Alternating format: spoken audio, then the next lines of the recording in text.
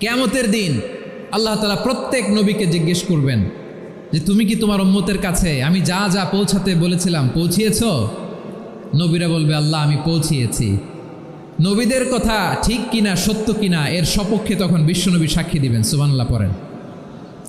এজন্য রব্বুল আলামিন বলেন ফাকাইফা ইযা জিনা মিন কুল্লি উম্মাতিন বিশাহীদিন ওয়া জিনা বিকা আলা হাউলাই শাহীদা। তখন কেমন হবে যখন প্রতিটি উম্মত থেকে আমি একজনকে সাক্ষ্য হিসেবে বের করে আনব, আর তাদের উপরে নবী আমি আপনাকে সাক্ষ্য বানাবো। পড়েন সুবহানাল্লাহ।